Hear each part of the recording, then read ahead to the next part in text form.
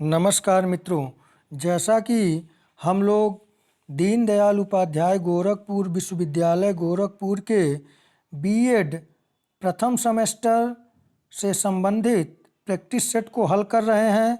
आइए आज हम लोग बीएड प्रथम सेमेस्टर के तृतीय प्रश्न पत्र, जिसका कोड है EDU बीएड 103, पेपर का नाम है चाइल्डहुड एंड ग्रोविंग अप, इससे संबंधित मिड टर्म के डिस्क्रिप्टिव प्रश्न और इन टर्म के ऑब्जेक्टिव प्रश्न को हल किया जाए।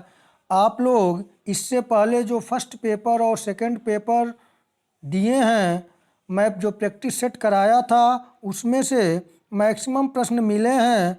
आप लोगों का कमेंट भी आ रहा था, तो आइए देखते हैं। पहले मिड टर्म से संबंधित जो खंड अ होता है, जिसमें 6 प्रश्न आते हैं, किन्हीं 3 प्रश्नों को करने होते हैं, उससे संबंधित प्रश्नों को देखें। और यदि आप चैनल पर नए हैं तो चैनल को लाइक, शेयर और सब्सक्राइब करें। जैसा कि स्क्रीन पे आप देख पा रहे हैं कि खंड अ मिड टर्म है। नोट में मैं आपको दे दिया हूँ, किन्हीं 3 प्रश्नों के उत्तर दीजिए। पहला प्रश्न है, बाल्यावस्था जीवन का अनोखा काल है, स्पष्ट कीजिए। अब यहाँ से 2-3 ऑब्जेक्टिव प्रश्न भी बनता है, जैसे बाल्यावस्था को किस अन्य नाम से जानते हैं? तो बाल्यावस्था को गैंग एज या समूह आयु के नाम से भी जानते हैं, और बाल्यावस्था को गंदी आयु के नाम से भी जानते हैं। और साथ ही साथ बाल्यावस्था को जीवन का अनोखा काल किसने कहा? तो यह स्टेटमेंट जो दिया था वह कोल एवं ब्रुस महोदय ने दिया था। तो आप इसे तैयार कर लेंगे। कभी कभी पूछ देता है, बाल्यावस्था में समाजीकरण की प्रक्रिया को स्पष्ट करें। ये भी प्रश्न महत्वपूर्ण है। दूसरा प्रश्न है आपके लिए, शैशवावस्था सीखने का आदर्श काल है, स्पष्ट कीजिए। और यहाँ से प्रश्न बनता है कि शैशवावस्था सीखने का आदर्श काल है, किसने कहा? तो यह वेलेंटाइन ने कहा था। तो ये ऑब्जेक्टिव प्रश्न के लिए है, इसे भी तैयार कर लेंगे। और डिस्क्रिप्टिव के लिए शैशवावस्था को आप पढ़ लीजिएगा। प्रश्न संख्या तीसरा मैं रखा हूँ, किशोरावस्था संघर्ष, तनाव एवं तूफान की अवस्था है, स्पष्ट कीजिए। तो आप किशोरावस्था को अच्छी तरीके से देख लीजिएगा।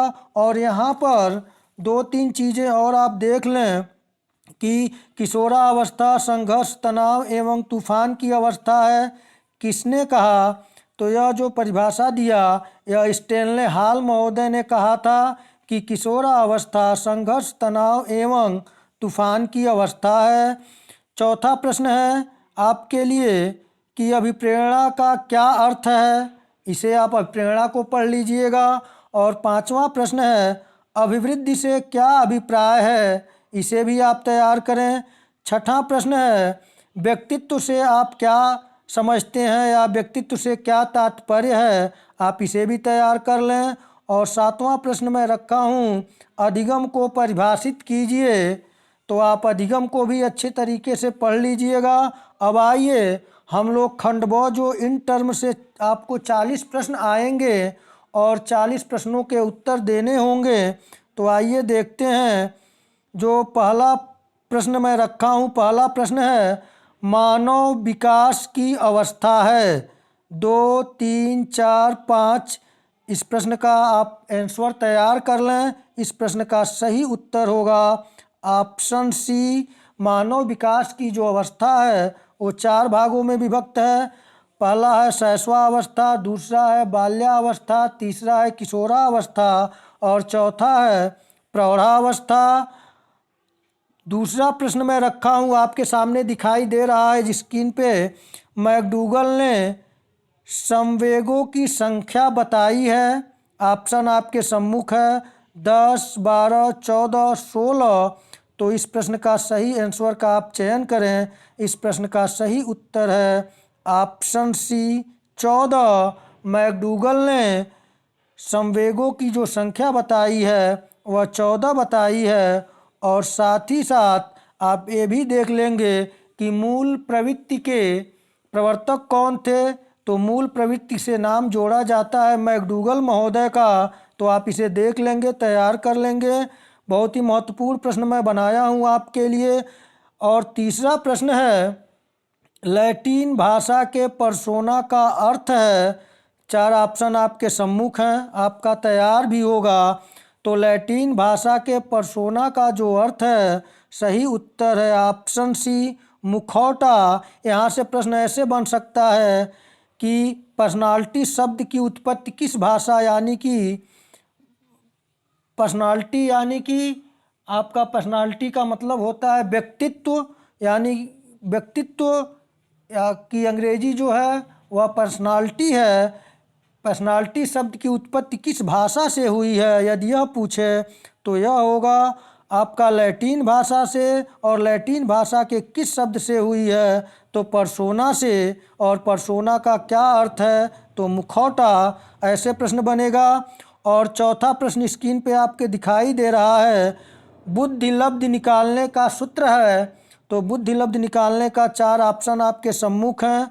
पहला वास्तविक आयु बटे मानसिक आयु गुणे 100, बी है मानसिक आयु बटे वास्तविक आयु गुणे 100, सी है दोनों, और डी है उपयुक्त में से कोई नहीं। तो यह प्रश्न का सही उत्तर का आप चयन करें। इस प्रश्न का सही उत्तर होगा ऑप्शन बी, मानसिक आयु बटे वास्तविक आयु गुणे 100, यानी कि जो बुद्धिलब्ध निकालने का सूत्र है वह बी ऑप्शन सही है। आप इन प्रश्नों को तैयार कर लें। आइए अगले प्रश्न को देखें। प्रश्न संख्या 5 है, जीन पियाजे के संज्ञानात्मक विकास की पहली अवस्था है। तो इस प्रश्न का जो सही उत्तर होगा वह होगा ऑप्शन ए, संवेदी पेशी अवस्था।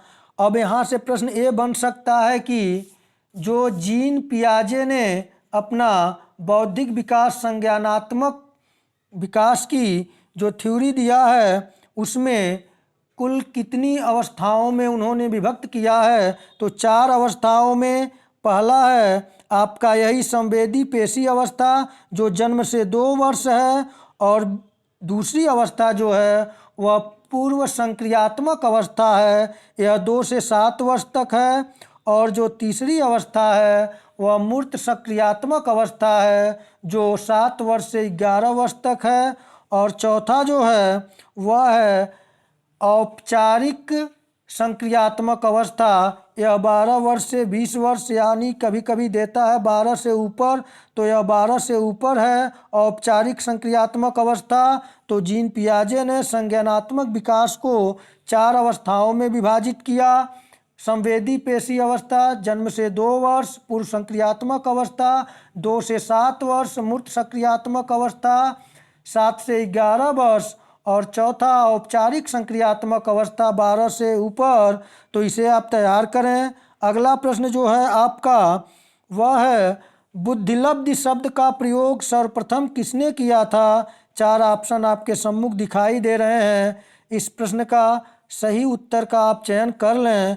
इस प्रश्न का जो सही उत्तर होगा वह होगा ऑप्शन ए, स्टर्न ने 1972 ईस्वी में सर्वप्रथम बुद्धिलब्धि शब्द का प्रयोग किया था। उसी के साथ आपको एक प्रश्न 7वां भी स्क्रीन पे दिखाई दे रहा है कि थार्नडाइक ने सीखने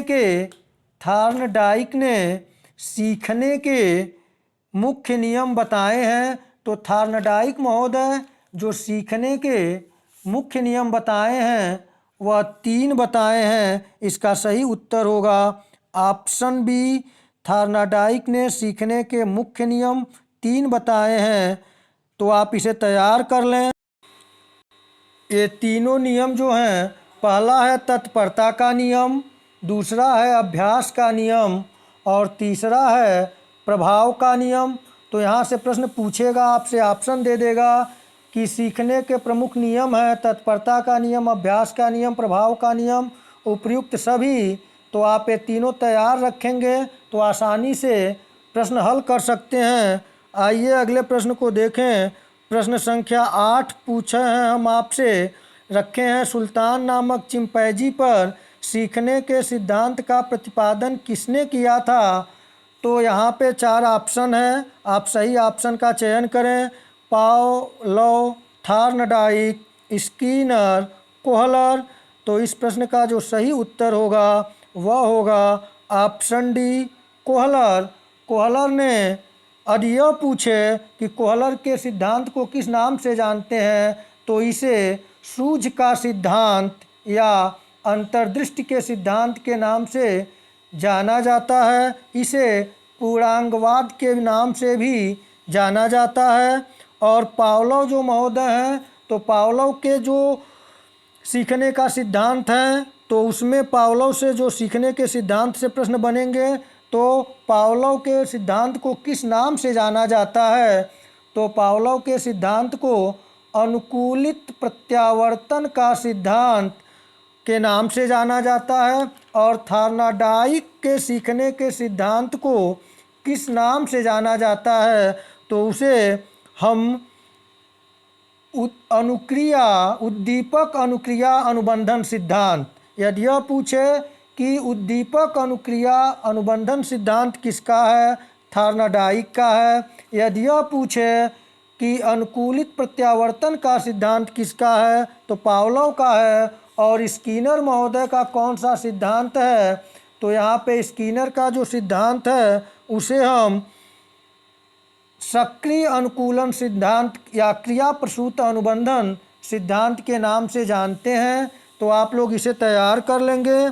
और 9वां प्रश्न है, सामाजिक सांस्कृतिक सिद्धांत अधिगम में किसने दिया। तो सामाजिक सांस्कृतिक सिद्धांत, 4 ऑप्शन आपके सम्मुख हैं। आप इन 4 ऑप्शन से सही ऑप्शन का चयन करें। इस प्रश्न का जो सही उत्तर होगा वह होगा ऑप्शन ए, व्यगोत्स्की महोदय ने अधिगम में सामाजिक सांस्कृतिक सिद्धांत दिया था। अगला प्रश्न, प्रश्न संख्या 10 है, केंद्रीय प्रवृत्ति की माप है। 4 ऑप्शन आपके सम्मुख हैं, माध्य, माध्यिका, बहुलक, सभी।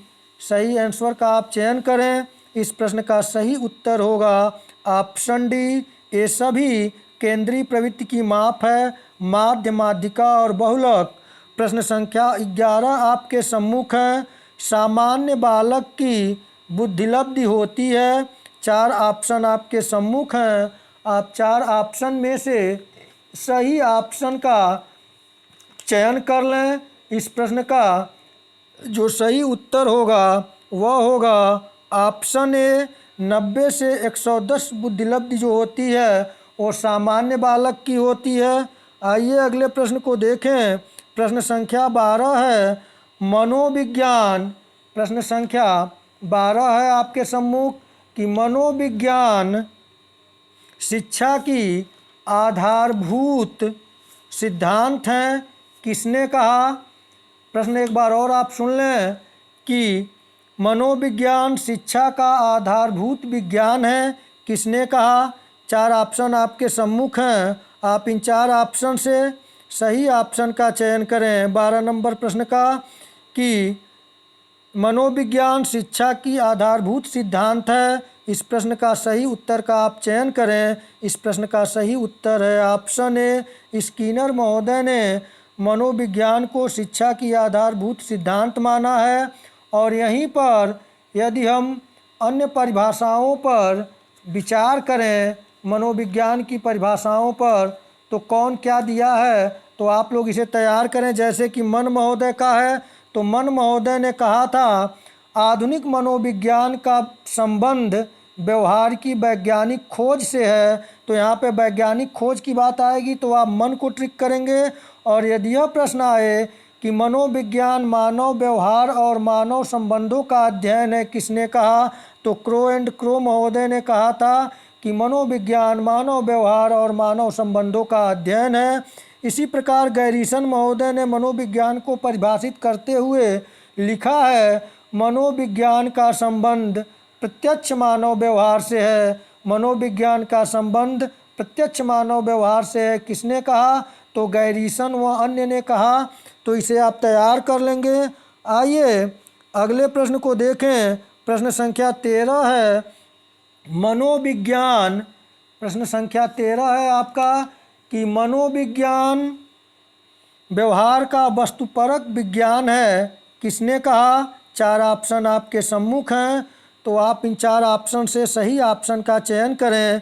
इस प्रश्न का जो सही उत्तर है वह है ऑप्शन डी। वाटसन महोदय ने कहा था कि मनोविज्ञान व्यवहार का वस्तुपरक विज्ञान है, और यहीं से प्रश्न पूछा जाता है कि व्यवहारवाद के जनक माने जाते हैं तो वाटसन महोदय। और एक बात और पूछी जाती है कि किसने कहा कि एक बालक दीजिए, आप जो कहिए मैं वो बना दूंगा, यह किसने कहा? तो ये भी वाटसन महोदय कहे हैं, यह प्रमुख व्यवहारवादी हैं। तो आप इसे तैयार कर लें। आइए अगले प्रश्न को देखें। प्रश्न संख्या आपका 14 है। 14 नंबर प्रश्न जो है इसको देखें आप। 14 नंबर प्रश्न है शिक्षा मनोविज्ञान शैक्षणिक विकास का क्रमिक अध्ययन है। शिक्षा मनोविज्ञान शैक्षणिक विकास का क्रमिक अध्ययन है, किसने कहा? इस प्रश्न का जो सही उत्तर है वह होगा ऑप्शन ए। स्टीफन ने कहा कि शिक्षा मनोविज्ञान शैक्षणिक विकास का क्रमिक अध्ययन है। यहीं पर यदि हम देखें काल्सनिक महोदय का नाम दिया हुआ है, तो काल्सनिक ने कहा था शिक्षा मनोविज्ञान मनोविज्ञान के सिद्धांतों तथा खोजों का शिक्षा में प्रयोग है। काल्सनिक के अनुसार शिक्षा मनोविज्ञान मनोविज्ञान के सिद्धांतों तथा खोजों का शिक्षा में प्रयोग है। यदि स्किनर की बात करें तो स्किनर ने कहा था शिक्षा मनोविज्ञान मानवीय व्यवहार का शैक्षिक परिस्थितियों में अध्ययन करता है। स्किनर महोदय ने कहा था शिक्षा मनोविज्ञान मानवीय व्यवहार का शैक्षिक परिस्थितियों में अध्ययन करता है। और यदि क्रो एंड क्रो की बात करें तो क्रो एंड क्रो ने शिक्षा मनोविज्ञान को परिभाषित करते हुए लिखा है कि शिक्षा मनोविज्ञान व्यक्ति के जन्म से वृद्धा अवस्था तक सीखने के अनुभवों का वर्णन और व्याख्या करता है। यानी कि क्रो एंड क्रो की परिभाषा है शिक्षा मनोविज्ञान व्यक्ति के जन्म से वृद्धा अवस्था तक सीखने के अनुभवों का वर्णन और व्याख्या करता है। तो आप इन परिभाषाओं को देख लें, तैयार कर लें। अगले प्रश्न को देखें। प्रश्न संख्या 15 है मनोविज्ञान के क्षेत्र में क्षेत्र सिद्धांत किसने प्रतिपादित किया? यानी कि प्रश्न ऐसे पूछेगा कि क्षेत्र सिद्धांत किसका है, तो सही उत्तर होगा ऑप्शन सी कुर्ट लेविन का। मनोविज्ञान में क्षेत्र सिद्धांत के प्रतिपादक के रूप में जाने जाते हैं, तो फील्ड थ्योरी इंग्लिश में बोलते हैं, तो कुर्ट लेविन का है। अगले प्रश्न को देखा जाए। प्रश्न संख्या 16 है। प्रश्न संख्या जो है 16 आपके सम्मुख है कि वंशानुक्रम माता पिता से संतान को प्राप्त होने वाले गुणों का नाम है। यह परिभाषा किसने दी? तो 4 ऑप्शन आपके सम्मुख हैं, आप तैयार करें कि यह परिभाषा किसकी है। यह परिभाषा आप चयन कर चुके होंगे। इस परिभाषा जो दिया हुआ है कि वंशानुक्रम माता पिता से संतान को प्राप्त होने वाले गुणों का नाम है, तो यह परिभाषा जो है सही ऑप्शन ए है। रूथ बेनेडिक्ट महोदय ने कहा था वंशानुक्रम माता पिता से संतान को प्राप्त होने वाले गुणों का नाम है। आइए अगले प्रश्न को देखें। प्रश्न संख्या 17 है। आपसे पूछा गया है कि मूल प्रवृत्ति क्रिया करने का बिना सीखा हुआ स्वरूप है, कहा है। 4 ऑप्शन आपके सम्मुख हैं, आप सही उत्तर का चयन करें।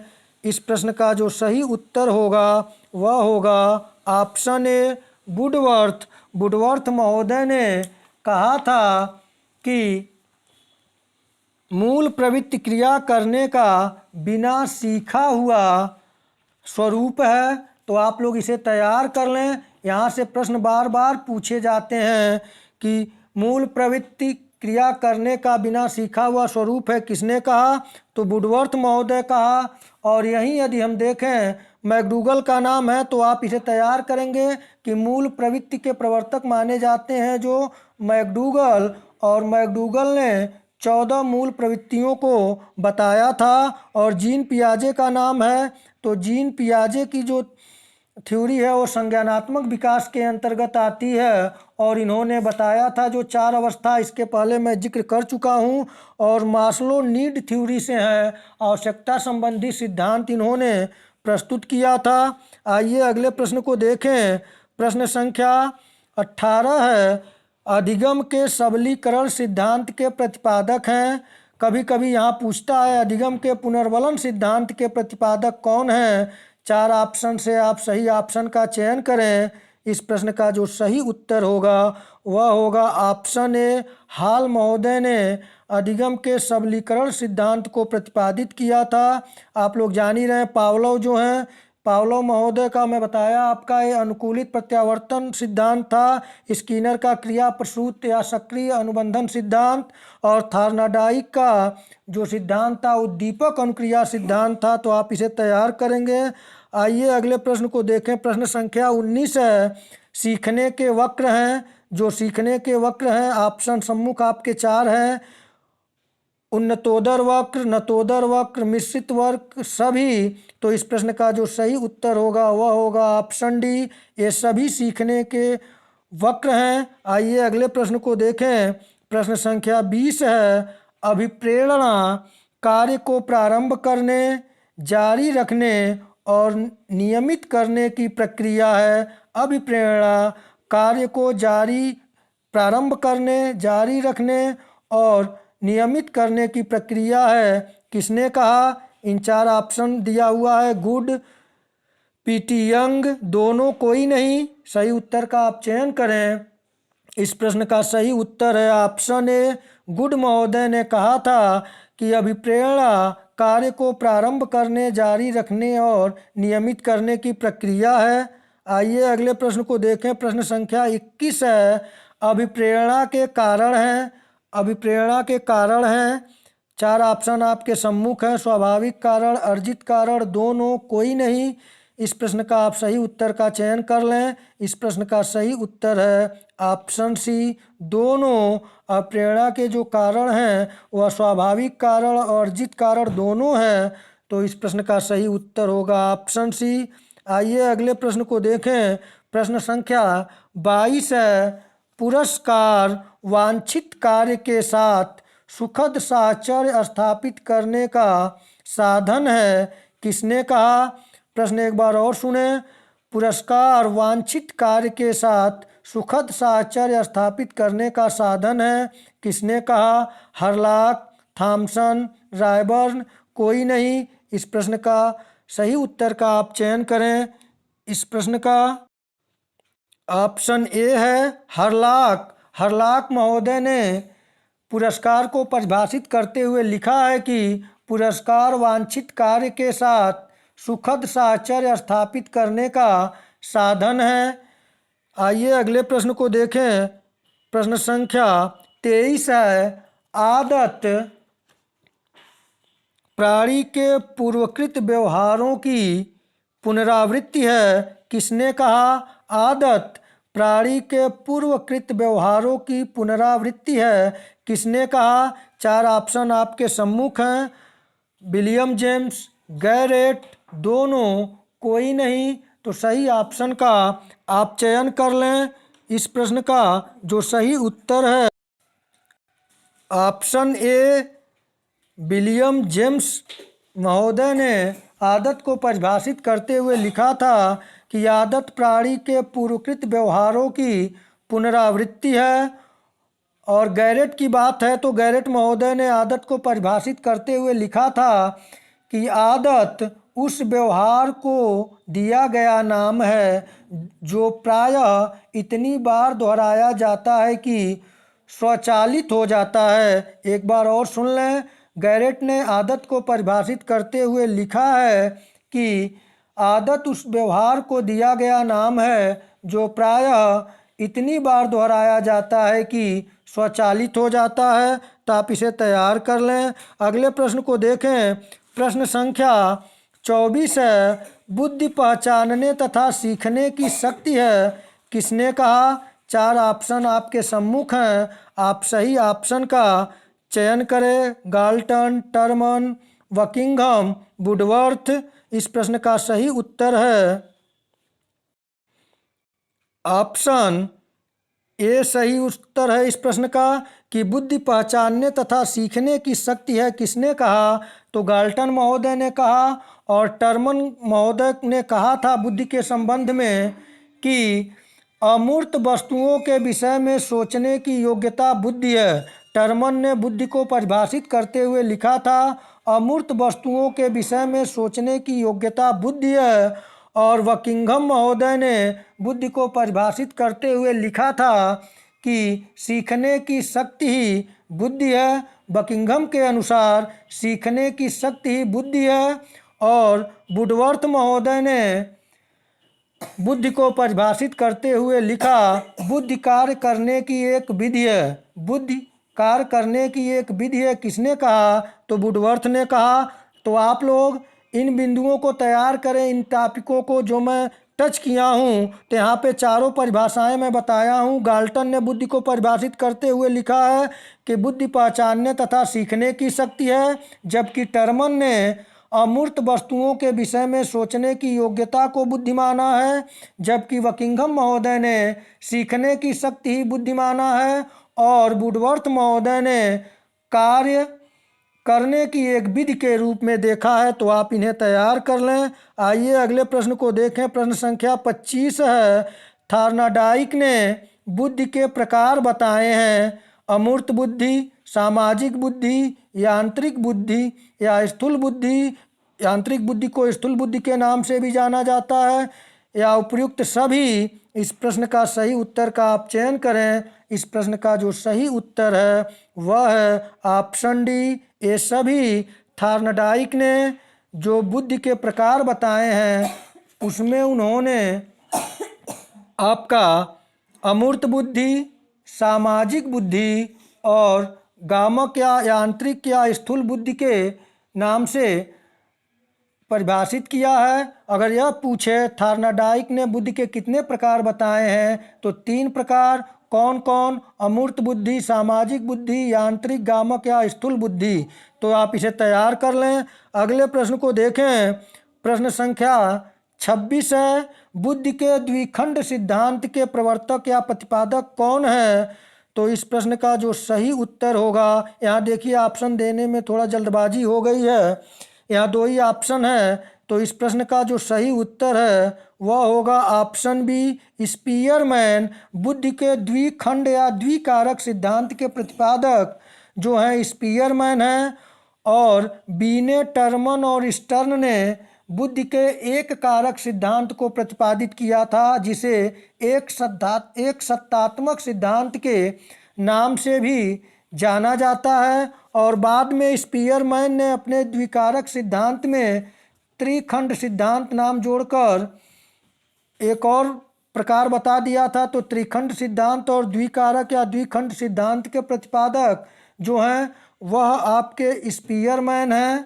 आइए अगले प्रश्न को देखें।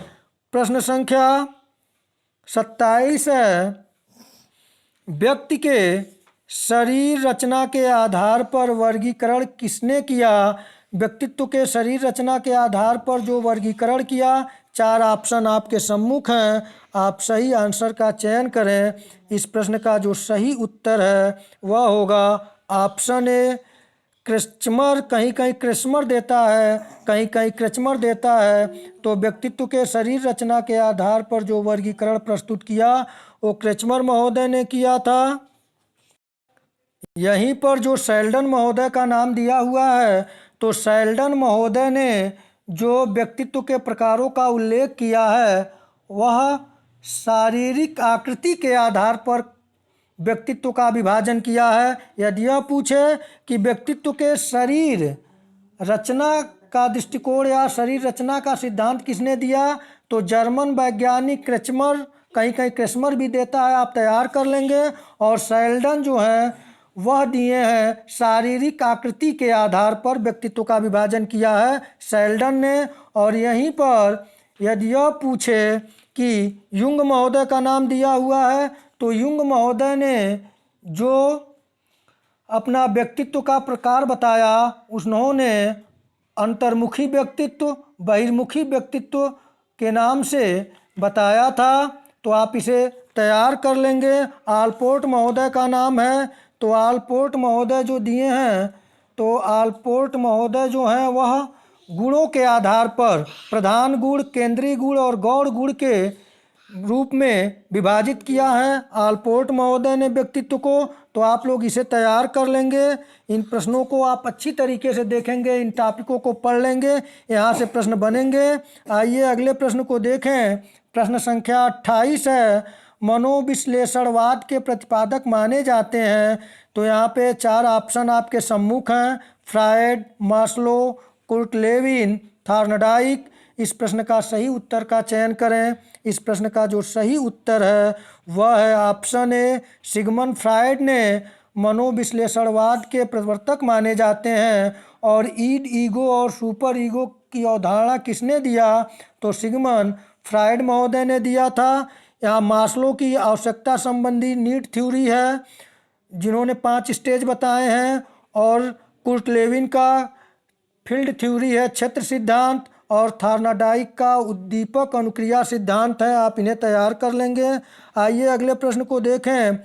प्रश्न संख्या 29 है, प्रासंगिक अंतर्बोध परीक्षण टीएटी के प्रतिपादक हैं। 4 ऑप्शन आपके सम्मुख हैं, आप सही ऑप्शन का चयन करें। इस प्रश्न का जो सही उत्तर होगा वह होगा ऑप्शन ए, मॉर्गन व मूरे ने प्रासंगिक अंतर्बोध परीक्षण टीएटी को प्रतिपादित किया था। यहीं पर जो हरमन रोसांक दिया हुआ है, यदि यह पूछे कि प्रासंगिक अंतर्बोध परीक्षण के द्वारा किसका मापन किया जाता है, तो व्यक्तित्व का। और यहीं पर हरमन रोसांक जो हैं इन्होंने स्याही धब्बा परीक्षण का निर्माण व्यक्तित्व मापन के लिए किया था। और हरमन रोसांक जो हैं उसे स्याही धब्बा परीक्षण दिया था जो कि स्विट्जरलैंड के विद्वान हैं। और मॉर्गन एवं मूरे महोदय जो दिया था वो प्रासंगिक अंतर्बोध टीएटी दिया था। तो आप इसे तैयार करें। और सी ऑप्शन में लियोपोल्ड बैलक जो हैं, यह जो हैं वह सीएटी यानी कि बाल संप्रत्यक्ष परीक्षण के जनक हैं। तो आप इसे तैयार कर लेंगे। आइए अगले प्रश्न को देखें। प्रश्न संख्या 30 है, बालक के विकास को प्रभावित करने वाले कारक हैं वंशानुक्रम, वातावरण, दोनों, कोई नहीं। आप सही ऑप्शन का चयन करें। इस प्रश्न का सही उत्तर होगा ऑप्शन सी, दोनों। बालक के विकास को प्रभावित करने वाले जो कारक हैं वे वंशानुक्रम एवं वातावरण दोनों हैं। आइए अगले प्रश्न को देखें। प्रश्न संख्या 31 है, विशिष्ट बालकों का प्रकार है। प्रश्न नहीं, सॉरी, 32 नंबर प्रश्न पढ़ दिए, स्क्रीन पे दिखाई दे रहा था। 31 नंबर प्रश्न है, संवेग है। 4 ऑप्शन आपके सम्मुख है, प्रेम, प्रेम, भय, क्रोध। ऑप्शन डी है सभी। तो इस प्रश्न का सही उत्तर है ऑप्शन डी, सभी। संवेग, प्रेम, भय और क्रोध ये सभी संवेग हैं। आइए अगले प्रश्न को देखें। प्रश्न संख्या 32 है, विशिष्ट बालकों का प्रकार है। 4 ऑप्शन आपके सम्मुख हैं, आप सही ऑप्शन का चयन करें। इस प्रश्न का जो सही उत्तर है आप देखें ऑप्शन डी, सभी। प्रतिभाशाली, पिछड़ा और अपराधी ये सभी विशिष्ट बालकों के प्रकार में आते हैं। तो ऑप्शन डी सही है। आप लोग विशिष्ट बालक को पढ़ लेंगे अच्छी तरीके से। आइए अगले प्रश्न जो दिखाई दे रहा है 33 नंबर प्रश्न है कि अवर्गीकृत प्रदत्तों से मध्यमान मीन निकालने का सूत्र है। 4 ऑप्शन आपके सम्मुख हैं, आप सही ऑप्शन का चयन करें। इस प्रश्न का जो सही उत्तर होगा वह होगा ऑप्शन ए, अवर्गीकृत प्रदत्तों से मध्यमान निकालने का जो सूत्र है वह है m बराबर सिग्मा एक्स अपान n। तो आप इसे तैयार करें और साथ में जो बी पे दूसरा सूत्र दिया हुआ है वह वर्गीकृत, वह है आपका वर्गीकृत प्रदत्तों से मध्यमान निकालने की विधि का सूत्र है। तो यहाँ पे यदि यह पूछेगा अवर्गीकृत प्रदत्तों से मध्यमान निकालने का सूत्र जो होगा वह m बराबर सिग्मा एक्स बटा n है, और बी ऑप्शन जो है वह जो सूत्र दिया हुआ है यह आपका वर्गीकृत प्रदत्तों से मध्यमान निकालने की जो दो विधियां हैं, पहली विधि है विस्तृत विधि और दूसरी जो है वह संक्षिप्त विधि है। तो यह सूत्र जो m बराबर सिग्मा एफ एक्स बटे n है यह वर्गीकृत प्रदत्तों से मध्यमान निकालने की विस्तृत विधि है। तो आप इसे तैयार करेंगे और सी ऑप्शन दिया हुआ है m बराबर am plus sigma F D बटे n गुणे आई। तो यह जो है सूत्र जो निकालने का है तो यह सूत्र जो है यह वर्गीकृत प्रदत्तों से मध्यमान निकालने की संक्षिप्त विधि है। तो आप इसे तैयार कर लेंगे तीनों सूत्रों को, इसमें से प्रश्न बनेगा ही बनेगा। आइए अगले प्रश्न को देखें। प्रश्न संख्या 34 है कि समाजमिति विधि के जनक कौन है। चार ऑप्शन आपके सम्मुख हैं, आप सही ऑप्शन का चयन करें। इस प्रश्न का सही उत्तर है ऑप्शन ए। समाजमिति विधि के जो जनक हैं वो जैकब लेवी मोर्नो महोदय हैं। तो आप इसे तैयार कर लें। आइए अगले प्रश्न को देखें। प्रश्न संख्या आपका जो 35 नंबर प्रश्न है, विचलन मान के माप हैं, विचलन माप के मान हैं। चार ऑप्शन आपके, पांच ऑप्शन इसमें मैं दिया हुआ हूं कि आपको आसानी हो समझने में। ए ऑप्शन है विस्तार क्षेत्र, बी ऑप्शन है चतुर्थांश विचलन, सी ऑप्शन है मध्यमान विचलन और डी ऑप्शन है मानक विचलन और ई ऑप्शन है सभी। तो विचलन मान के जो माप हैं वे ये सभी हैं। सही उत्तर होगा ऑप्शन ई सभी। आपसे पूछेगा इसमें से कोई दो दे देगा या तीन देगा तो उपयुक्त सभी, और दो देगा तो ए और बी दोनों देगा। तो आप इसे तैयार कर लें कि विचलन मान के जो माप हैं वे विस्तार क्षेत्र हैं, चतुर्थांश विचलन है, मध्यमान विचलन है और मानक विचलन है। आइए अगले प्रश्न को देखें। प्रश्न संख्या 36 है। 6, 12, 7, 6, 9, 6, 4, 6 में बहुलांक हैं। तो चार ऑप्शन आपके सम्मुख हैं, सही उत्तर का आप चयन करें। इस प्रश्न का जो सही उत्तर होगा आप जल्दी से जल्दी इसका चयन कर लें। इस प्रश्न का जो सही उत्तर है वह होगा ऑप्शन बी यानी कि 6। इसमें से जिसकी पुनरावृत्ति अधिक बार हो यानी जो पद अधिक बार आया हो वही बहुलांक है। तो यहाँ पर 6 देखिए आप आया, 1, 2, 3, 4 बार आया है। तो यहाँ पे जो बहुलांक है वह 6 है। तो आप इसे तैयार कर लें। आइए अगले प्रश्न को देखें। अगले प्रश्न को हम देखते हैं। अगला प्रश्न जो हम लोगों का है प्रश्न संख्या 37 है। यहाँ पे देखें, अब पीडीएफ ऊपर नहीं जाएगा, 40 प्रश्न आपको दिखाई दे रहे हैं। तो 36 नंबर प्रश्न का जो सही उत्तर है ऑप्शन बी 6 बहुलांक इसमें है। और प्रश्न संख्या 37 पूछा गया है आपसे, मास्टर ग्रंथि किसे कहते हैं। चार ऑप्शन आपके सम्मुख हैं। पिट्यूटरी ग्रंथि जिसे कि पीयूष ग्रंथि के नाम से भी जानते हैं हिंदी में, थायराइड ग्रंथि, दोनों, डी ऑप्शन है कोई नहीं। इस प्रश्न का सही उत्तर है ऑप्शन ए। पिट्यूटरी या पीयूष ग्रंथि को मास्टर ग्रंथि के नाम से जानते हैं। प्रश्न संख्या 38 है, वीर पूजा की भावना किस अवस्था की विशेषता है। तो इस प्रश्न का सही उत्तर का आप चयन करें, आपका तैयार भी होगा। तो इस प्रश्न का सही उत्तर है option A, sorry option A नहीं होगा, यहाँ पे वीर पूजा की भावना पूछा गया है। इस प्रश्न का सही उत्तर होगा ऑप्शन सी, किशोरावस्था। वीर पूजा की भावना किस अवस्था की विशेषता है, तो किशोरावस्था की। तो आप इसे तैयार कर लेंगे। अगला प्रश्न है प्रश्न संख्या 39, प्राथमिक संवेग हैं। चार ऑप्शन आपके सम्मुख हैं, प्रेम, भय और क्रोध, आनंद, सभी। तो इस प्रश्न का सही उत्तर है ऑप्शन डी सभी प्राथमिक संवेग के अंतर्गत जो हैं प्रेम है, भय है, क्रोध है और आनंद है। तो आप इसे तैयार करेंगे। और इसके साथ ही साथ यदि यह पूछे किस अवस्था को मानव जीवन का वसंत काल कहा जाता है, तो सही उत्तर भी किशोरावस्था होगा। संघर्ष, तनाव और तूफान का काल किशोरावस्था होगा। तो आप इसे तैयार कर लेंगे। 40 नंबर प्रश्न है जो कि मैं पहले बता चुका हूँ। ईड ईगो सुपर ईगो को स्पष्ट किया। फ्रायड, थॉर्नडाइक दोनों कोई नहीं। इस प्रश्न का सही उत्तर होगा ऑप्शन ए फ्रायड, जो मनोविश्लेषणवादी हैं, इन्होंने ईड ईगो सुपर ईगो को स्पष्ट किया था। तो यहाँ पे आप देख लें कि मैं जहाँ तक हो सका है आपके लिए महत्वपूर्ण 40 प्रश्न बनाए हैं। और मैं यहाँ पे एक बात और बता दूँ कि प्राथमिक संवेग की बात थी, प्रेम, भय, क्रोध और आनंद है। यदि यह पूछे कि किसने संवेगों को 3 भागों प्राथमिक संवेग, द्वितीयक संवेग और कृत्रिम संवेग में विभाजित किया या बांटा है, तो गिलफोर्ड महोदय ने प्राथमिक संवेग के अंतर्गत प्रेम, भय, क्रोध और आनंद को रखा है। जबकि द्वितीयक संवेग और कृत्रिम संवेग को भी उन्होंने रखा है, यानी कि 3 भाग किया है। तो आप इसे तैयार कर लेंगे। और आप लोग इन 40 प्रश्नों को जहाँ जहाँ से, जिन टॉपिकों से मैं कलेक्ट किया हूँ, आप उन टॉपिकों को अच्छी तरीके से तैयार कर लें।